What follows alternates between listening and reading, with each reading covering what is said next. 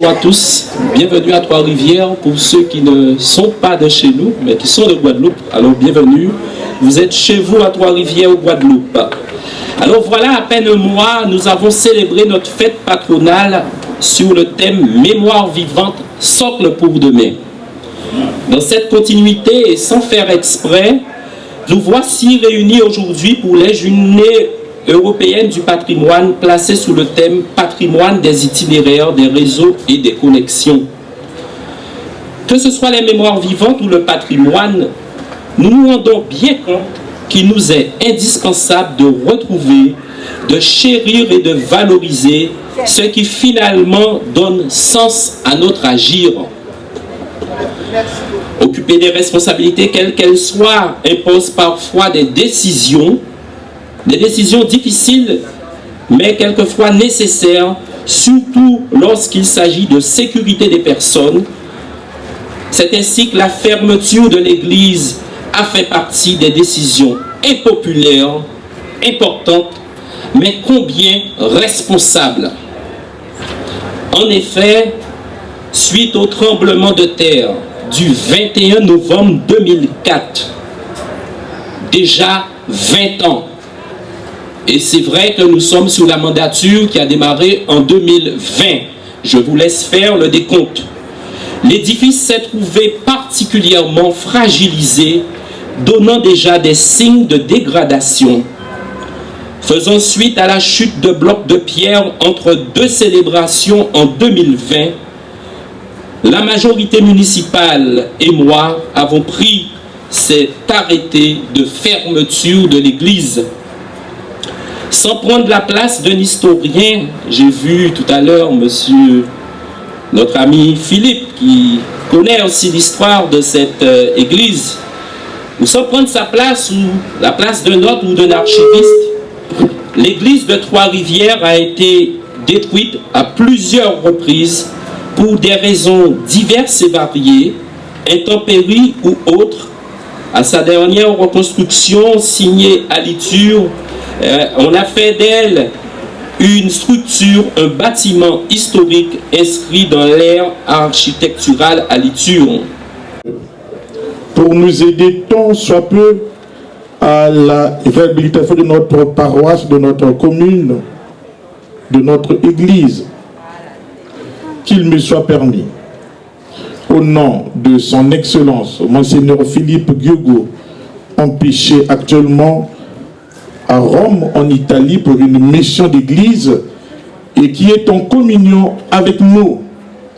Au nom de Madame l'économe diocésain Carole Chaumet, ici présente, au nom du peuple de Dieu qui est ici à Trois-Rivières, exprimer notre profonde et indéfectible gratitude à l'auteur du patrimoine pour ce don généreux, pour cette contribution combien énorme qui nous aideront avec l'effort de la municipalité comment réhabiliter cette maison.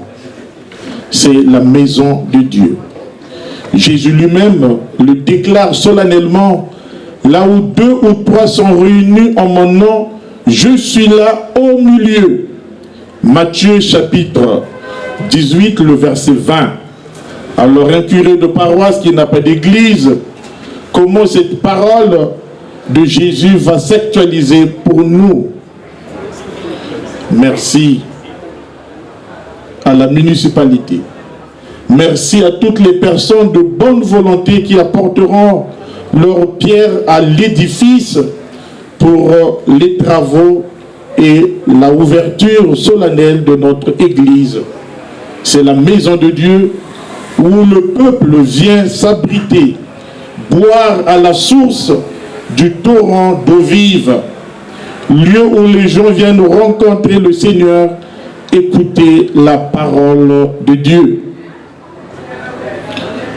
Tout en confiant à la providence tous ces projets, tout en confiant à la providence de Dieu tout ce qui va se faire pour notre Église, d'ores et déjà, au nom de Monseigneur Philippe Guiogo, au nom de Madame Carole Chaumet, au nom du peuple de Dieu qui est ici à Trois-Rivières, et en mon nom personnel, dire merci à toutes les personnes qui apporteront la pierre à l'édifice.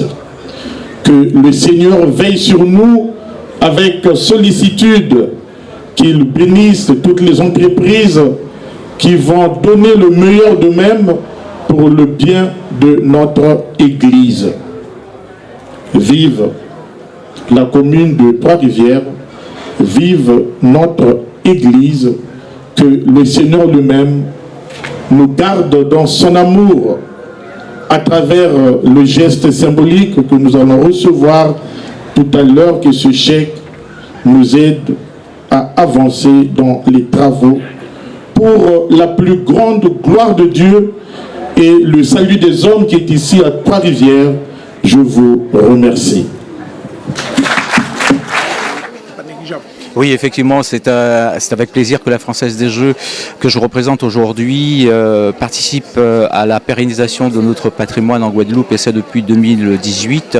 Et il ne faut pas oublier qu'également la contribution des joueurs au travers des offres Loto, Mission Patrimoine et Helico, Mission Patrimoine, permet que la Française des Jeux puisse soutenir le patrimoine. Vous savez que le patrimoine, c'est un aspect des choses, mais c'est également un aspect économique et social pour l'insertion, la formation et également le tourisme. Donc nous sommes vraiment fiers d'y participer et d'y contribuer. Bien évidemment, en fonction des projets, il y a des porteurs de projets municipaux, départementaux. Donc en fonction de la pertinence des projets, de l'état de vétusté du site, nous œuvrons à travers une commission pour effectivement faire les sélections. Mais il est question pour la Française des Jeux de pérenniser ce partenariat pour continuer à soutenir le patrimoine en péril. Oui, bien évidemment, c'est le travail de la mission du patrimoine, de la déléguée locale, de prendre connaissance de l'état d'avancement des travaux de manière à ce que l'ensemble du budget alloué soit efficacement utilisé et que finalement l'objectif soit atteint, c'est-à-dire la rénovation. Mais nous sommes confiants par rapport aux différents sites qui ont été sélectionnés et pour que les travaux soient prêts. Oui, bien évidemment, puisque en fait il y a une participation de l'ordre de 24% pour tout ce qui est loto de reversement, et tout ce qui est illico, c'est 12%. Donc une partie des mises, celles qui reviennent normalement à l'État, sont reversées à la Fondation du patrimoine. Tout à fait, nous sommes très heureux et nous remercions votre média d'être présent, parce que quand il y a aussi de bonnes choses à présenter à la population, nous avons besoin de médias sérieux, qui savent aussi dire quand cela va. Et aujourd'hui, c'est une fierté pour Trois-Rivières. Je vous remercie de pouvoir la relayer. Grande fierté parce que le loto du patrimoine est venu conforter notre budget en nous remettant ce chèque pour pouvoir nous permettre de réhabiliter cette église. Je rappelle, une église qui a été fragilisée depuis le 21 novembre 2004, donc cela fait 20 ans.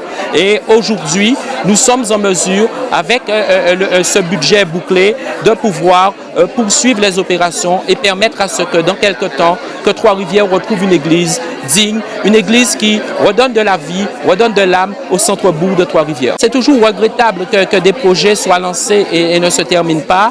C'est vrai que selon moi, et ce n'est peut-être pas le moment, mais il faut du pilotage. Il faut du pilotage en Guadeloupe. Il faut un suivi des dossiers pour permettre à ceux qu'ils aboutissent, pour permettre à ceux que les uns et les autres se sentent responsables. Chacun respecte ses délais, chacun respecte ses consignes, et c'est l'association de tout cela qui permet à ce qu'on ait un projet au profit et à la satisfaction d'une population. Absolument. Vous savez que dans la vie, on réussit, mais on ne réussit pas seul.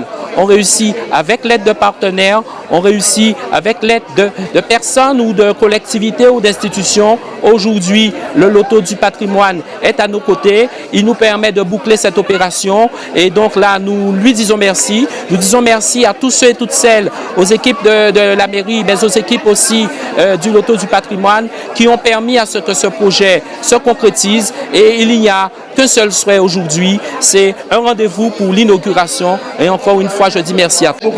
Alors c'est vrai qu'il faut qu'il y ait cette église, mais aussi il faut qu'il y ait cette réhabilitation du centre-bourg, la renaturation qui a démarré, de manière à ce que l'église et la mairie de Trois-Rivières ne fassent qu'un, donnent de la vie, donnent de l'âme et démontrent que Trois-Rivières se développe, Trois-Rivières, avant 2020, n'était pas comme celle-là. Aujourd'hui, nous sommes une ville qui se développe et donc nous tenons à le présenter et nous tenons à vraiment l'affirmer auprès de notre population.